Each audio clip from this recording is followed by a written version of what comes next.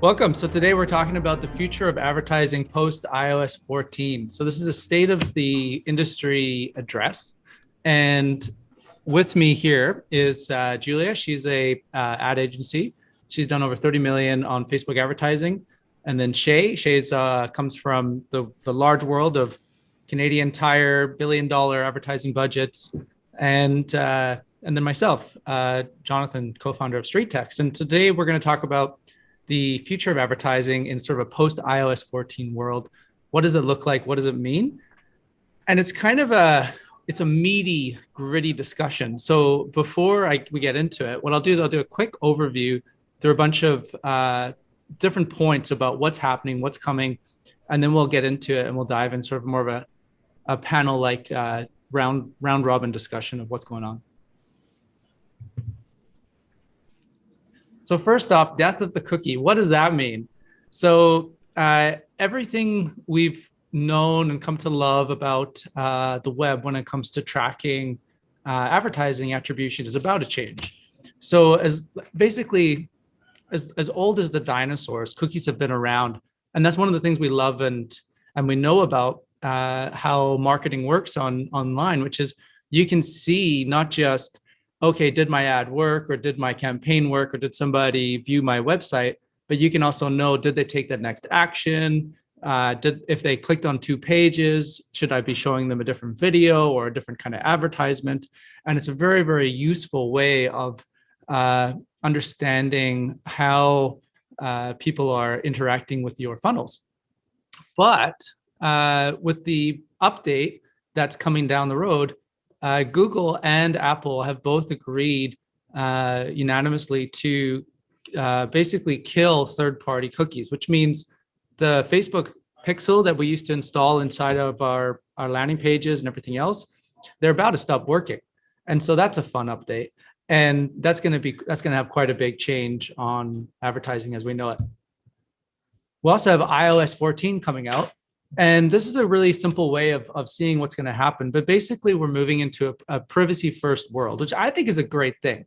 This is good. You're putting the power back in the hands of the end user. They can see, okay, what am I being advertised with? How am I being advertised? Where's my data being used? And then what are they doing with that down the road? And so you have way more control if you are logging into your Apple iPhone or your tablet now and you go to use an app, you'll get prompted with a request and it's just going to ask you, do you want to allow tracking? Now, this is a big update for 2 reasons. It's not as simple as whether or not they want to allow tracking for you. It's also changed the protocol of what advertisers get to see. So app publishers like Facebook, Google, every single app that you use on your phone or your device is created by a publisher. Before, they'd always know, okay, this is the unique identifier of the person who's using this app. Moving forward, they're not going to have that information. So it's going to be a little bit different. It's going to be more broad. And the other thing is that you're going to have the option to allow that tracking. And so does everybody else in the world. And if they choose, no, I don't want to, have myself tracked, basically that publisher is going to have no information, which means as an advertiser running ads on Facebook, you're not going to know whether or not people are going to actually see your ad. And you might be thinking, okay, well, this is just mobile. What kind of impact is that going to have? Well, let's dive into that. So on Facebook, we know there's 2.74 billion monthly active users, and that keeps growing. Despite everything, it just keeps growing. 88% of users access Facebook on a mobile device. People tend to log into Facebook 8 times a day on average. And 94% of their ad revenue comes from mobile. And that's the last updated stat that Facebook has provided on that. So 94% of the ad revenue comes from mobile. So it might be a little different now. Maybe it's 90%, maybe it's 80%, but it's still a really, really big number, which means pretty much all the traffic, 90+% of all the traffic that you're getting from your ads on Facebook is coming from a mobile device. So when you look on Facebook, you probably notice already that there's a discrepancy between how many leads you generated with what Facebook is reporting. Well, that discrepancy is only going to get bigger because Facebook's not going to know exactly how many people are gonna see your ad. But then the technical component about this, which is interesting, is that Apple has required that anybody that has an app on Facebook is not just going to limit what they see on mobile, they require that they limit what they see on the web too. So it's a very interesting update. So it's basically governing what happens on the app store, but it's also governing what happens outside on the web. And because Facebook and Google are both on the app store, this is governing what's going to happen on most of the web. Just to give you an idea of how big of that is, 57 cents of every $1 spent on digital advertising goes to Facebook and Google. They're the ubiquitous leaders of digital advertising. So whatever changes for them changes for everybody. So this is a pretty far and wide update. And so if you think about that, third-party cookies, which is how we track everything, since the beginning of time on the web are going, but now also going will be unique identifiers on so there'll still be the IDFA, which is what Facebook calls their new ID for this tracking, but it's just going to be a lot more broad. And there's going to be some changes that are coming down the road on the cookie side too. So Google is actually releasing an API on this, which again is a little more technical, but essentially you can think of it, instead of being able to see the individual and what they're doing, you're now going to have a cohort that you're going to be able to see. So you're going to see aggregated data. So everything's kind of moving to an aggregated way. And there's a bunch of updates, which we'll get into more in the discussion. So essentially, this is going to impact Facebook's algorithm. So the thing we love most about Facebook's algorithm is that it learns from who takes action on the ads, and the ads improve over time. So the more information that we can provide Facebook at the right time, Facebook says, okay, great, thank you so much. I now know who's converting on those ads, who's providing you the information that you really need to be able to serve and help this person. I'm going to find more people who have similar characteristics to them. And that's exactly what you would expect to be happening in a modern advertising world. Well, with this big update, nobody really knows how Facebook's algorithm is going to be impacted with it. And so Facebook relies on knowing certain key attributes of ads. So it wants to know, okay, which ad is going to convert, which ad set in that ad is, or in that campaign is doing the best, and then how are the campaigns performing overall. One of the big updates that Apple has decided to include in this is that they're no longer going to return data on the ad level. It's going to be on the campaign level, which means Apple's not going to know, or Facebook's not going to know, okay, if a person clicked on an ad, which of those ads were the best performing ads of that campaign. So there's a few things you can do about that, but I won't get into too much. But basically, the one-to-one-to-one, which is one ad set, one campaign, one ad, is going to be very helpful if you really want to know just specific ads. But then also you can look at collectives too. So you're going to want to be able to figure it out. But we'll dive into that a little bit more as well. But don't worry, the future is still bright. There's a lot of stuff that StreetText has been working on the back end as well, to basically make sure that you have really good attribution. You probably already noticed, if you go to Facebook Ads Manager, you're going to look at how many leads you generate. It's not going to be perfectly accurate. And that's because cookies have never been perfectly accurate. There's a lot of people have ad blockers installed, or they have JavaScript disabled. And when they land on a page, that conversion pixel is never going to fire anyways. And so Facebook is always missing a little bit of data about who's actually converting. So if you ever want to know your actual numbers, you're going to need a third party like StreetText to really understand that. But anyways, now let's open that up to the panel. So Julia, why don't you quickly introduce yourself, and then Shay, and then we can kind of dive into this. Hey, I'm Julia, and I own a Facebook and Instagram advertising agency. Like John has already said, I've spent over $30 million on Facebook ads. So these are big changes coming, and I'm excited to talk about it. And hey, I'm Shay. I actually work on the StreetText team with John on the marketing side. I come from, as John already kind of alluded to, from Canadian Tire in the past, working on their digital marketing team, more on the creative side. And as well, I've also worked, kind of all over marketing, out of home, billboards, all the works of it. Yeah, that's awesome. So straight off the bat, Julia, what's high level, what do you see as being the biggest challenge right now for local businesses with Facebook ads? Yeah, so there's definitely going to be quite some challenges with small businesses, because I think a lot of small businesses, well, they rely on Facebook to bring them revenue, and when they're advertising on Facebook, like that could be their only source of revenue. And when it comes to data, like you won't be able to see much. And so you won't know if the ads that you're creating are actually going to be working. If you're split testing a new idea or coming up with a new ad angle, testing a new creative, all of that, you won't really know what is going to be working. So it's very important to know your numbers in your business and make sure that you're using some sort of CRM system to keep track of all your numbers, your revenue that's coming in, or your leads, whatever it may be that you're tracking. You have to keep track of that and really know your numbers. So it will be challenging for people who are creating ads. It's less data is never great, but like you said, if you can do one-to-one, that might be a good workaround. We might not get as many numbers, but it is important to just know the numbers in your business when you're going forward with this. Yeah, and that's a great point. So you're going to want to be able to compare what do you have in your CRM versus what Facebook is telling you. I think one of the things that people are going to be surprised on is that some of the information that you're going to get is going to be way off. So you're actually going to see campaigns and ads that look like they're performing well on Facebook's ad manager, and they're actually going to show conversions, and there are no conversions. Yeah. We're already seeing that a little bit. So our account switched over, and Julia, we were talking about this just a couple of days ago, and you were looking at it and you're like, yeah, this ad here that looks like it's getting a conversion, it has no conversions in real life. Mm-hmm.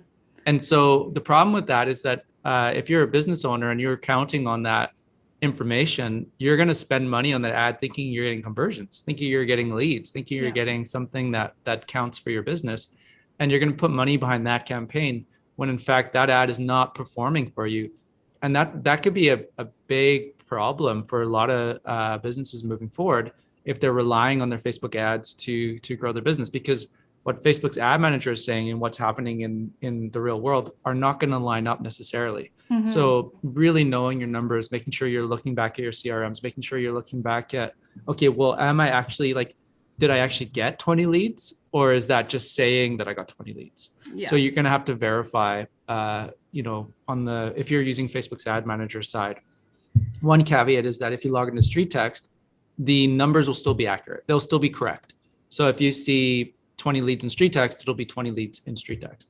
So that will be helpful moving forward, is that you'll be able to look in that and be, okay, well, how much money did I actually spend per lead? It'll be correct, just so that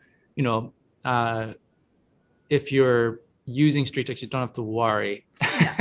No, that's a great feature. It's amazing that you could do that. Yeah. The one thing I will, this is always, like, Facebook has always had issues with reporting. That's nothing new.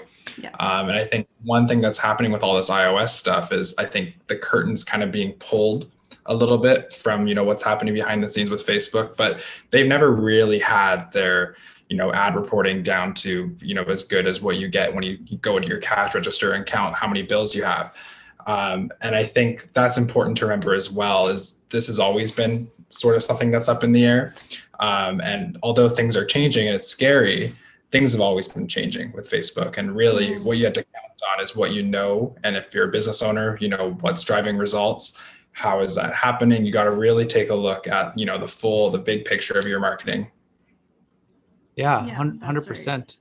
So what does aggregated attribution mean? I know this is a term that we're throwing around a lot, or Facebook's throwing around, Apple's throwing around, Google's throwing around. Who wants to take it? Well, I'll dive into a little bit. Go for it. So it's something you're going to see a little bit, but basically, because they're removing the unique identifier of an individual, and they're aggregating that data to protect privacy.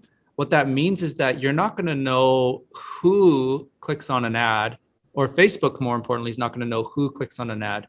They're going to get that information set as a group of people have clicked on an ad, which is why they're waiting now 24 to 72 hours before they're going to be reporting that data. So if previously, if someone clicked on an ad, they would know right away, instantaneously, so-and-so clicked on an ad. Great, let's find more people like them. Now they're going to get a group of people, and they're not going to know individually who those people are. And so they're going to have to base their attributes on the collective, not the individual. So it's going to take a little bit more time potentially for ads to show whether or not they're working, or for the algorithm to have enough information to be able to find you the right match on your ads. So that's a big change, because previously we always talk about the fact that, hey, within 24 hours or 500 first impressions, you're going to know whether or not this ad is working for you. On a conversion ad, you're probably going to want to have 50 conversions, but you can generally see the trend earlier than that.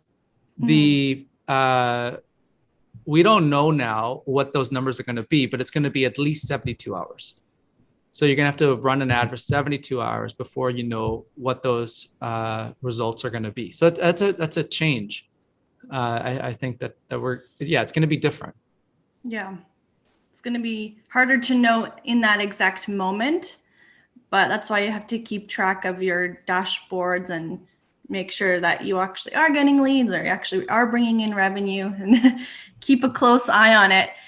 Before, Facebook used to be like pretty good at knowing numbers. It was usually off 10-20%, but at least you kind of knew in real time if a sale had come through. You could see it on the Facebook Ads Manager, and you could see it in your CRM system. It's going to be a little different now, but 72 hours, like you said, but it'll just be important to keep track of what you're running and all of the tests that you're doing. Yeah, no, that's a very good point. So, Julia, what are you doing right now to prepare your clients for this change? Yeah. So the first thing that I'm doing is that making sure that everybody has a verified domain. So you do this through your business manager settings, and you have to connect your domain to Facebook. They basically just want to know that you are attached to Facebook somehow. So you can do this through your domain hosting site. There's instructions. It's quite easy. It's quite easy to do. So that's the first thing that I'm doing. The second thing that I'm doing is making sure that everyone has as much pixel data that they can. So we're trying to switch everyone to Conversion API. So on Shopify, this is pretty easy. If you are using Shopify, it's you just have to change your pixel settings to maximum data so that people can see their numbers. I know it's a little bit different for maybe StreetText or other companies. So if you're not using Shopify, then yeah, it's a little bit different, but there's ways to go around it. And then I'm also just making sure that clients know their numbers and they're aware of, like, in the last few months, in the last year, for all of their advertising efforts, what is their % of ad spend on, like, how much revenue they're making, how many leads they're bringing in, what is that ratio? And then I'm just making sure that they know those numbers so that moving forward, we're not kind of lost in the dark and blind. So yeah, those are the main changes that I'm taking. Yeah, no, those are really good points. For StreetText itself, fortunately, we take care of that stuff on the back end. So for the conversion side, it's just done for everyone who's using it. But then the domain side, we're getting everybody to now register and verify a domain, which is really important. And maybe you could break down a little bit, like, why does everybody need to have a domain, and what are the changes there? Yeah, so a domain is really important. I'll just talk about StreetText as an example here. Normally, you'd be creating a landing page, and it would say StreetText. It would have the URL on the bottom of the ad that said StreetText. But now it's important to do have your own domain, because you will build up your own personal brand when people actually see your URL at the bottom. So if it says Jennifer Sells Homes, that is very personal to you. Your name is on that fan page, and it's also going to be on the URL. So it's going to show up there. So yeah, build up your personal brand. It'll show your URL. And moving forward, also, Facebook needs to verify your domain, like I had mentioned before, in order to actually give you better results on your conversion ads. Yeah, no, exactly. It's so the way that Apple has defined the domain is interesting, is that they are saying typically, like when you think of the web, you can have 100 different subdomains. Each subdomain is its own domain to Google. But to Apple, Apple's saying, no, that's just one domain. It's whatever the top level domain is. So if you have, EXP could be a good example. So if you have exp.com, typically people will have domains under that and they'll have their own domain. Well, Apple's saying, no, only EXP has that domain. So you have to set up a unique domain for yourself that Facebook will then be able to verify, because it'll only verify the one domain and it'll only allow to have a maximum of 8 conversion events per domain. So what that means, if you think about it like this, if someone's running a campaign on a landing page provider or somewhere else, and they're all under a subdomain, whoever got those first 8 conversion events, they got those events. Now, if you try to set those up, it's going to say, sorry, those 8 events are already used on this domain. And that means that none of your conversion campaigns will work, because you want to know, okay, did that person convert? Did they submit the form? Did they provide the email or the phone number? And I want to make sure I send that information back to Facebook to let Facebook know this is a great person. I want more people just like it. But you can only set those conversion events up if you can only set a maximum of 8 per domain, and that domain has to be unique to you. So it's one of those updates that was unexpected. Like when you think about, okay, yeah, you're changing an opt-in. Do you want me to allow this advertiser to track you?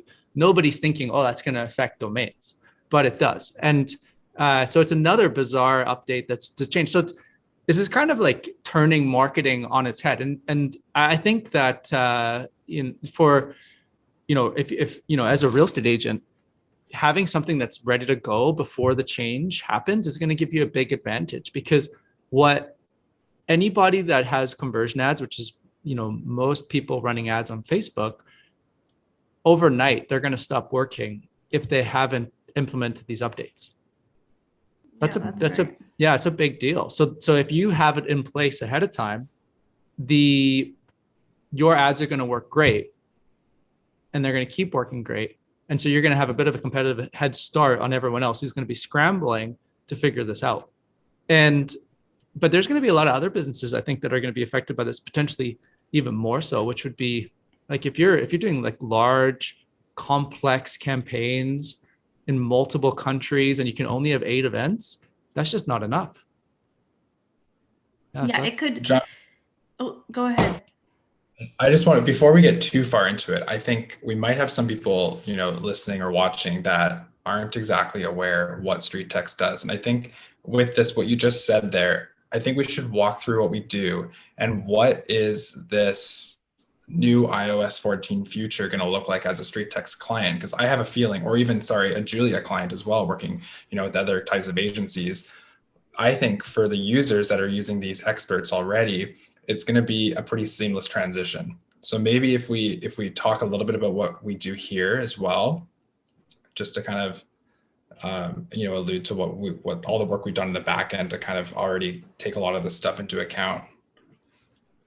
Yeah, so that's a great point. So StreetText, if you're not already aware with this, is a Facebook marketing platform. So it gives you ready to go, proven ads in your space and funnels built in with the drip emails and everything else that are designed to convert. So we've been A/B testing the creative and the copy, and every time we find an improvement, we update the ads just a little bit. It's like little micro improvements here and there, but eventually you see those performance improvements. So that's why we have ads that are getting 65% click to contact ratio, which is 8 times. Yeah, it's 8 times higher than the best ads that that are being studied right now. So it's just really great performance. Good. So that means that your every dollar you spend on Facebook is going to go that much further.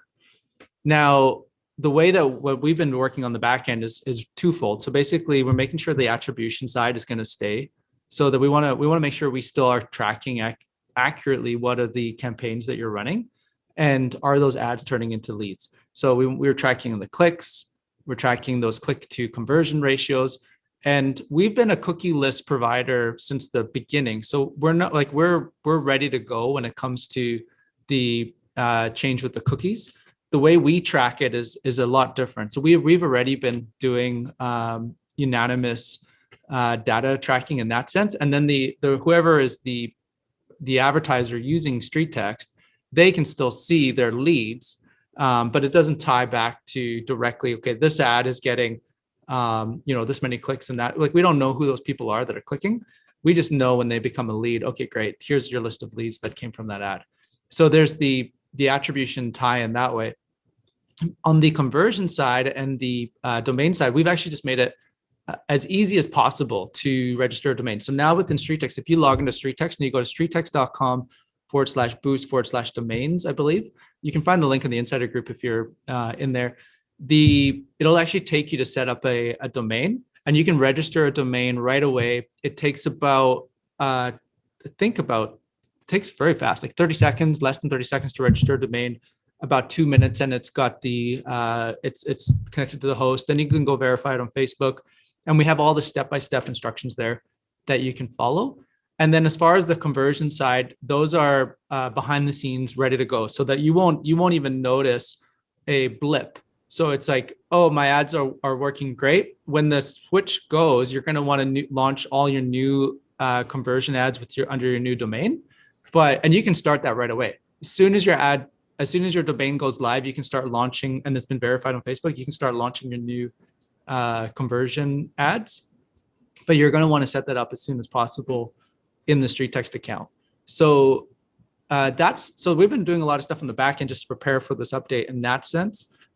And we're wanting to make it as easy as possible for you if you're using StreetText, so that you don't experience a disruption in your lead flow. But whoever doesn't have that ready to go, it's going to be a little bit like a maze in Facebook. So you'll have to just kind of follow the maze, but you can figure it out. It's possible. It's possible. Yeah, if you're a new realtor and you're just, looking for ways to, start driving leads to your business, really what's going to happen here is you're going to sign up for StreetText if that's what you choose to do. You're going to set up your account just like we've been doing for the last, almost 10 years, and you're going to be able to run ads. You're not going to notice any disruption in the Facebook world. You don't have to worry about that. StreetText has a whole team of developers who are literally reading this stuff, focusing on it, and making changes as they go to the platform. Like, it's incredible, really, what's happening behind the scenes. So that our clients don't really. That is for sure. That is a definite benefit of being a ad tech Facebook partner, because then you get those updates ahead of time, so you get the advanced notice.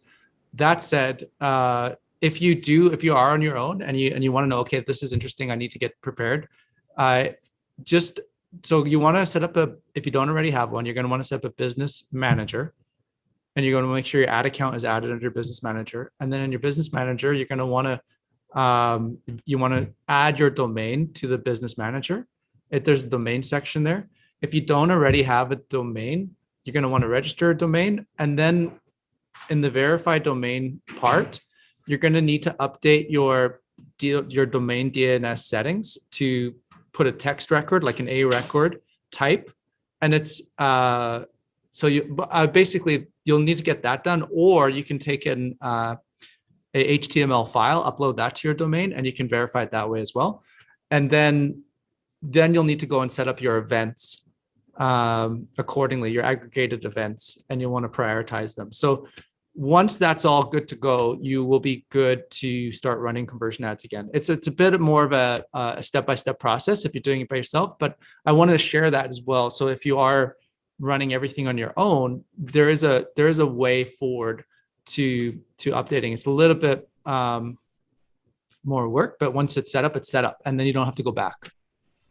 Yeah, and I'd like to talk a little bit about the aggravated events, because I think those are a really important part of the changes as well. And basically what that is that Facebook will only allow you to track up to 8 events now. So I'm going to just give an e-commerce example because I think it has like the most steps and it's easy to listen to. But you know how when you're shopping and you're on a website and you add to cart, you initiate checkout, and then you actually purchase. So before, you could track all those things, and Facebook would know if you've added to cart, if you've initiated checkout, if you've added payment, if you've actually purchased the item. But now Facebook will actually only show you the last step that person took. So if I went through that whole cycle, it's only going to show that the user purchased. It will not show that they added to cart. It will not show that they initiated a checkout. It will not show that they viewed that page.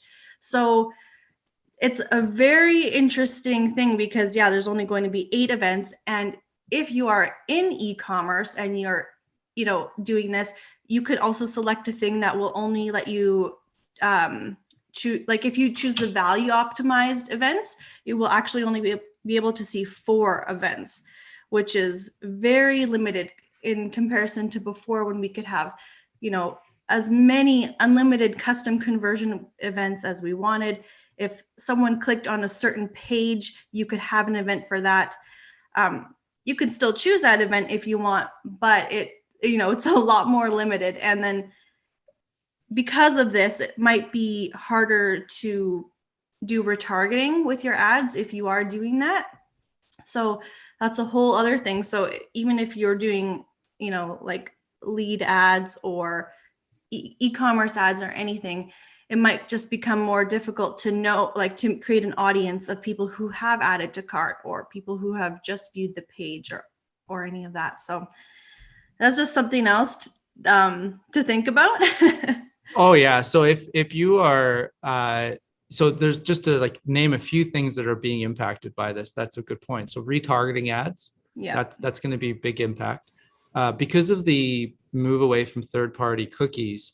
If you are relying on like tools like any kind of automation tool out there, HubSpot would be a good example of that. Their tracking is no longer going to work.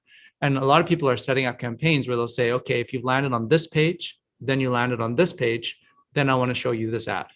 And that is no longer going to work the way that it used to work. And so the web is kind of getting turned upside down. So it's 2021 is going to be an interesting year. And then the most fun part about this is that Apple has not announced when the iOS 14 update is going to go live. So they've released the app to everybody. The update is there, but they haven't flipped the switch. And so everybody's sort of waiting, when are they going to flip the switch? And they said, as early as March. So it might happen today. It might happen tomorrow. It could happen later this month, or it could happen in 2 months. We don't know when that switch is being flipped. And the fun part talking to Facebook about that is that they don't like that. Their face is a little white. It's an interesting time to see what like, how is this going to work? And but it'll be, I think that what the good thing is that the longer that it takes for the implementation to for the switch to be flipped, the more time everyone's going to have to be prepared for it. And I think that it's going to be that much more smooth. And it's always exciting to see how fast people respond to situations like this. And if anything, it just continually inspires me, because I look at how fast Facebook has been able to respond, and they've made huge amount of changes to their algorithm, to the way that they run their back end. They're creating new APIs as we speak. The StreetText development team, same thing. The engineering guys have been like super focused on this, and really just over the last month, so much stuff got pushed in the back end to prepare for this update. It's just been fun to watch. It's just that constant, and then of course, Julia, working with her accounts, and she's been on everybody. I know, like you're you've got so many people that you're transitioning. So it's the world adapts fast. And I think that change is the one constant. So the faster people kind of accept that this is coming and then change with it, move forward, they'll be in a really good place moving forward. And again, you'll have a short window where you'll have a competitive advantage. You'll be ready to go. Your accounts will be working, your ads will be working, and everybody else's won't. Yeah.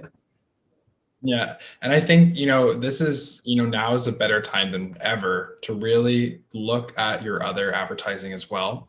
Like no one's saying to stop advertising on Facebook, stop advertising with Google. That's never going to change. There's always going to be 3 billion people using Facebook every month. What needs to happen is you need to take a look at what's really important to you and your business. Look at those numbers, understand, what kind of things are impacting your business, but also where else are you, distributing your message? Email campaigns, organic social, billboards, all these other things that have been around forever. They're all experiencing change as well, but nothing's going away. And like what John was just saying, change is constant. I think now is a really good time to, get out a notepad, write down everything you're doing. What areas are you, losing and not really doing much in? What areas could you improve? And I think now is a really good time to, really invest in that and see what else you can be doing to really promote your business. Yeah, 100%. And this kind of brings that point, which is the ABCs of marketing are mattering more moving forward. So before, you could rely on that algorithm to get so good at figuring out who your target audience is that your message could be a little bit vague. Now, if you have an offer, the offer needs to be very clear. So ABC, so like attractive imagery, attractive copy, attractive landing pages, B, better copy that speaks to your subject, and then C is going to be about consistent messaging across the board. So that when somebody lands and they see an ad of yours and they see that offer, what you're offering them has to be the same messaging when they land on that landing page. So the conversion is consistent. If you're going to be in front of a slightly less targeted audience, you're going to want to make sure that you're still getting the right message to the right people, and that when they go to convert, they are then landing on that landing page, and that landing page is still speaking to the right person. If there's a disconnect anywhere along that line, you're going to lose conversions. You would have lost conversions anyways, but the difference was that Facebook was so good at finding the right people that they were just like, yeah, I'm right for this, I'm right for this, I'm right for this. Now you need to speak to the right person in a slightly broader audience. And so the ABCs of marketing, and you're going to want to make sure that's right with your email marketing, like that matters. You're going to want to basically, you've built a list, you've generated a pipeline, you have a database of people that you are communicating to. You want to make sure you're staying on top of them with your emails. You want to make sure you're staying on top of them with your mailers. If you're doing other forms of advertising out there, you just want to it's just really hone in your marketing strategy. And the 20% rule has always been true, which is 20% rule, 20% drives 80% of the outcomes. So focus on the 20%. And it's going to be even, I think 2021, if you can stay focused this year, it will pay dividends for your business. You'll be ahead of where, I think you'll be far more ahead of where you would otherwise be at the end of the year, but you'll be way ahead of everyone else too.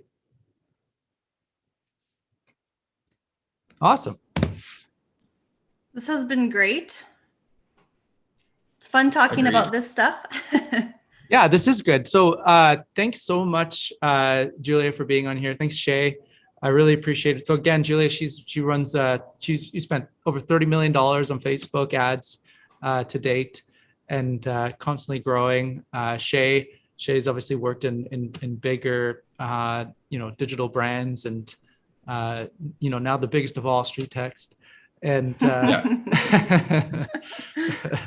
and so it's a lot of wealth of information. So I think what we probably will be doing is, this is a big topic, and it's going to be a big topic for a while. So we'll probably have some more conversations on this down the road. But so again, thank you so much for being with us, and thank you for everyone who joined us on the live. Yeah, thanks, John. Bye, guys.